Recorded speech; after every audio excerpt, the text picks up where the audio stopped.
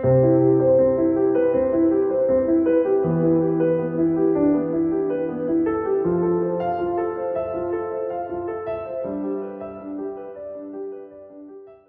welcome to my new show, Meet the Masters. I have been planning to make this show for the last 8 years. It was inspired by my old acting friend Tracy, who used to put on a live show for her community center where she would introduce the attendees to an artist that she would pick for the month and go over their biography and show their artwork. Now, she was not an artist and she didn't really know anything about art. This was one of her ways of exploring new interests, and considering that I am an artist and have an exceptional collection of art books and have met many artists, I figured, why don't I do the same thing? Now, I don't have a community center, but I do have a YouTube channel, and you know what? It's the Halloween season. And I have been tasked with carving a pumpkin for work for a contest, and I have never carved a pumpkin before. And I figured, why don't we go ahead and start the Meet the Masters series off with a Halloween theme where I can look at great monster artwork and get inspiration for what I'm going to do with this pumpkin. So we're going to start off with Basil Gogos. He was born in Egypt in 1929. He moved to the United States and lived until 2017. I did have the privilege of meeting him, getting a picture with him, got his autograph, got some cool art prints, got them signed. It was tremendous. Now, he was the illustrator known for the covers of famous Monsters of Filmland magazine. That was Forey Ackerman's famous and influential magazine that all of the filmmakers I grew up on subscribed to while they were growing up. It was put out by Warren Publishing, the company that put out Creepy and Eerie and all those magazines that Frank Frazetta did the covers to. So we'll start with the first book I got, Famous Movie Monster Art of Basil Gogos, with an introduction by Rob Zombie.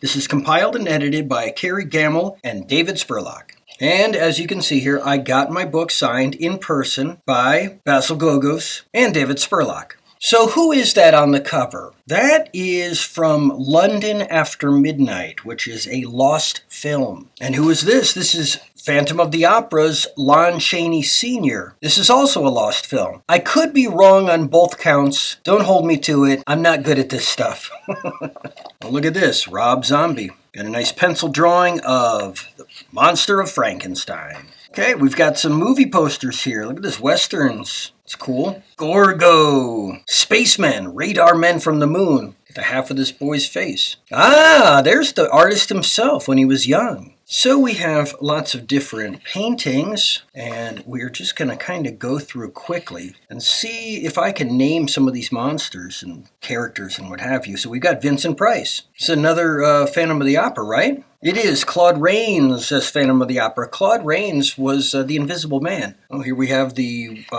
so Oliver Reed in Curse of the Werewolf. See, I can just read it from here. There's Gorgo, which wouldn't be a film that I would care too much for because it's not by Ray Harryhausen. Oh, okay, so this is the 1925 version of Phantom of the Opera. This is not a lost film because I have this film. Zachary, Peter Lorre, Basil Rathbone, and Vincent Price. And this is the cover painting, London After Midnight. I do believe that is a lost film. Ah, The Bride of Frankenstein. You know, she was only in the movie for like the final couple minutes. And so much for a bride, right? She took one look at the monster and just screamed. And then I think the credits rolled. They didn't have much credits back then, did they? No, I think credits were at the beginning of the film. I'd have to go back and rewatch it. Werewolf of London, Renfield from Dracula, Radar Men from the Moon. Check out this character. Okay, so we got some cool Western paintings again. Yeah, those are cool. And then we've got war paintings. Real Men, the Men's Adventure Years. This is very fun stuff. I love adventure and action and all this war artwork, World War II style artwork. I like Western artwork. Look at this. This is great. This is amazing. I can't imagine how long it would take to paint something like this. Wow. Look at all of these magazine covers. Man's Action. Now look at that. That is my kind of magazine right there. It's as good as it gets. Okay, so we've got some interior illustrations. Very nice, very nice. I wonder if these were made in black and white or just printed in black and white. I kind of feel like this would be harder to do in black and white. Maybe not. Maybe not. Oh, look. So you can see the photo references he used. Well, he probably took the photos as artists did back then. You know, you have to own the rights of your own photos if you're going to use them for reference. So that's pretty cool. Right there. Right there. Mate with my daughter and die. Tiger. Oh, it reminds me of G.I. Joe from the 60s. Cool. Look at that. This is great, man. What do you guys think? Isn't this awesome? Every cover, every painting, every drawing, every illustration, color, black and white, it's all perfect. There we go. Frankenstein's monster. Hey, look, holding up the original with Forey Ackerman. Wow. Ooh. Barnabas Collins from Dark Shadows. I never watched that show, and I didn't see the Johnny Depp movie. Am I missing out? Am I missing out? Dr. Jekyll and Mr. Hyde. And is this Darkman? I don't think it's Darkman. Who is it? It's Vincent Price in The House of Wax. I have that movie. The Mummy. Boris Karloff as the Mummy. Hey, the creature from the Black Lagoon. And the Wolfman. See, they look real, but they're not photographs. So there is artistry in it. Painterly aspects. A very unique choice of colors. The lighting that he uses. The blue light coming in here, the yellow light coming in here, the magenta down the middle, and yet it's a green creature, but the film was black and white. So these are all his choices. And then the background, look, yellow and green to be underwater. Check out this. I mean, if you were painting the Wolfman, would you think to use that much yellow around his face? I wouldn't, but I'm not a genius. That's got to be Vincent Price. Let's see. Yes, Madhouse. Okay, Christopher Lee as Frankenstein. So this would be the Hammer horror films, which I haven't watched. Listen, they don't make good collections of them on DVD or Blu-ray or even VHS. They did for the Universal Monsters, so I got all those. They did for like the Kong films and the Godzilla films and all this, so I have all that. But for Hammer, no, you kind of got to get them one at a time, and they're expensive, and I just haven't gotten around to it. And because, you know, I want them all, and there's a lot of them. I should get my start somewhere with them, though, right? I want to. Doesn't that look like Michael J. Fox? Who is that? Henry Hull in The Werewolf of London. Oh, Werewolves of London. This is nice. Very nice. Bride of Frankenstein. Hey, Grand Moff Tarkin himself, Peter Cushing, as Professor Van Helsing. Okay, I'm going to try and go a little quicker. Hey, Ken Kelly. Met him. Let's just go a little bit quicker because I don't want this to be like a 10-hour video. No one's going to watch that. So we'll flip and flip. These are fantastic. Look at that. Wow. Herman Munster. So Peter Cushing, Christopher Lee, Vincent Price. They did a lot of monsters. Same with Boris Karloff, Bela Lugosi, Lon Chaney, Claude Rains. Hey, Charles Bronson. Oh, wow. So he painted that from Inframan? Oh, golly. Hey, a Tusken Raider. He did Star Wars art? Wonder what that was for. Well, this is cool. What's this? I don't know. Oh, I said I was going to go faster. Wow. Wow. You know, sometimes I think the artwork is probably a lot better than the films themselves. A lot of these movies are cool and all, but I bet a lot of them aren't. Golly, that's nice. Wow. Okay. Look at them all. Look at them all. So we're really getting into the monsters here. Yeah, the Metaluna mutant and Maria from Metropolis. I love this, how in the artwork, the model kits from Aurora and stuff, they gave the creature big, giant red lips, like lipstick, but the costume never had that. It's cool. Oh, he did stamps. These are nice. Wow. Okay, so I have a print of this signed that I got from him. This is cool. I have another one, too, of another full-color painting. I'll show you when I come across it. Let's see if I do, because I don't want to go dig out the art print. I don't have everything organized right now. It's a work in progress. Look at all these awesome pencil drawings. So we're almost done with this book. Okay, woo! Very cool. Okay, so artwork for various heavy metal and punk bands. Jim Steranko. I've met all of these people. That's the fun of going to conventions. Nosferatu. And the Man Who Laughs. Especially if you go to them and you don't wait, because a lot of these people die off, unfortunately. Well, as do we all. But you got to meet them when you get a chance. Telling you, man, the lighting. Look, would you think to make Frankenstein's monster orange with sky blue lighting around the eyes for shadow and a green mouth? No, you'd just think, oh, make him all green, right? But then it wouldn't look as great. Well, these are awesome. Okay, so let's quickly get to the next book. Here we go. The Monster Art of Basil Gogos by Linda To Be or Not To Be. Now, this is a more recent release, and I got it very recently, so this one is not signed because he was no longer with us by the time this came out. So let's take a look inside. You know, in my younger years, I used to read every single book I had. Now I just seem to collect them, and I never get around to reading them and learning all about these men and women that I am obsessed with. Wow, this is a cool book showing like the whole process. This is great. I'm telling you, it's making me want to do some artwork, which is good, because I need to get to work on that pumpkin before I run out of time. I'm running out of time! Look at all these Frankenstein monster drawings and paintings, and so cool. Look, even cartoony. I love it when artists are so versatile they can do any style. So great, now we go into Dracula. That's great. Oh, how dapper. See?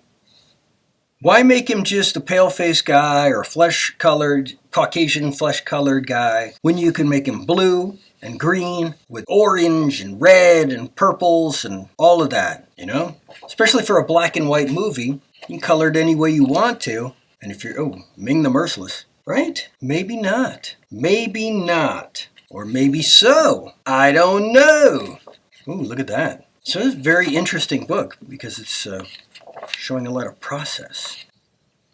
You know, this kind of makes sense. The book I showed before is the type of book that an artist would like to see print, showing off his best work, drawings, paintings, what have you, published work, magazine covers, book covers, stuff like that, album covers. But then when they're gone, people want a deep dive, and they dig into the archives, and they go to all the collectors, and they show you the process. Whereas the artist himself may not want you to see the rough work, the sketches, the scribbles, the color studies. And this type of book would come out posthumously, right? You couldn't imagine Mr. Gogos saying, yeah, this deserves a book, but the fans want it. They're like, yeah, it does deserve a book. So we get both of them. Still wondering if we're going to come across the other art print that I have. I sure hope so. If we don't, I'll tell you what it is. Nosferatu. These are great. I have to see that new Nosferatu movie. Oh, very interesting. Wow. Amazing. You know, different people can put in the same amount of practice as each other, have the same amount of desire and ambition as each other, and yet everyone ends up with a different skill level or genius to their work, or lack thereof. And I don't really know what contributes to it. If it's not the work you're putting in, or the desire you're putting in that makes you great, what is it? Look at that, Nicolas Cage is Ghost Rider. Maybe it's a combination of all of it. Maybe it has to be some type of a thing you're born with, the way your brain is configured. There it is! Okay, so this is the other print I have. This is Edison's Frankenstein. This was a movie that was lost for like 100 years, the very first Frankenstein movie.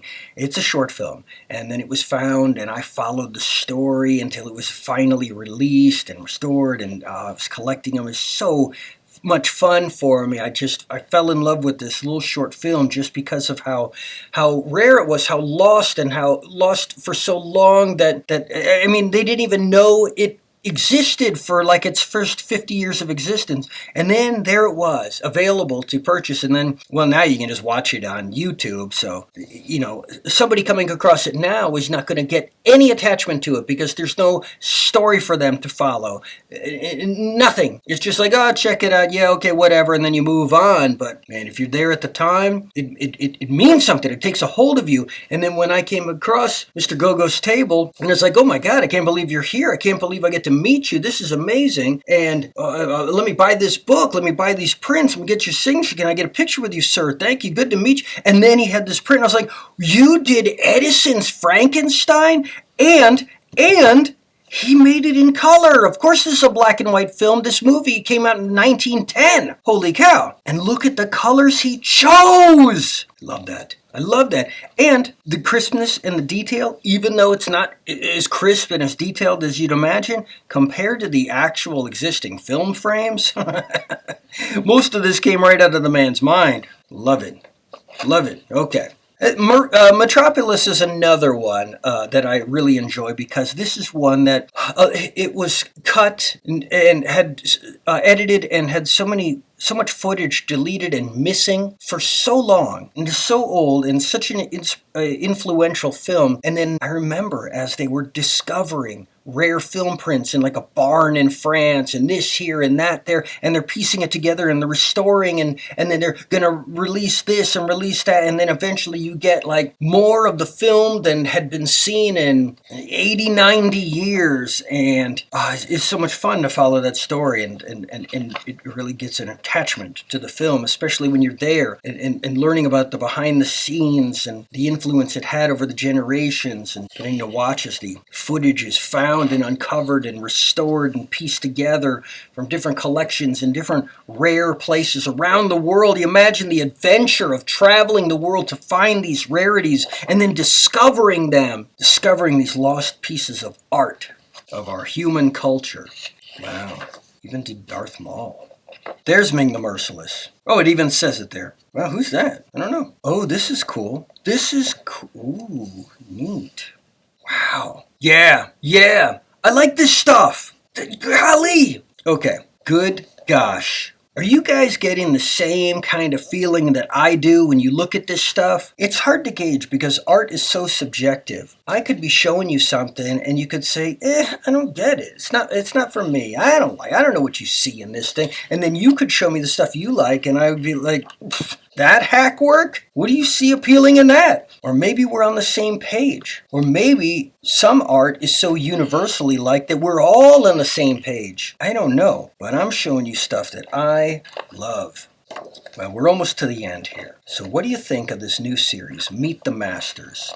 Periodically, I'm going to be making videos for this, showing you more artwork from more artists and give you more info on each of them. And hopefully you like it. If anything, it gives me a chance to look at all this beautiful artwork. And hey, you know what? You get to look at it too, and you didn't have to buy all of it, because art books are not cheap. It costs a lot of money to print high-quality, full-color books, okay? And for me to buy them and then go meet the artist and get them signed, well, it's a pleasure for me, so hopefully it was for you as well. And if it was, say so in the comments below. Tell me what you think. And if you liked the video, click the like. Hey, if you want to see more, click the subscribe. And you know what? I'll see you next time.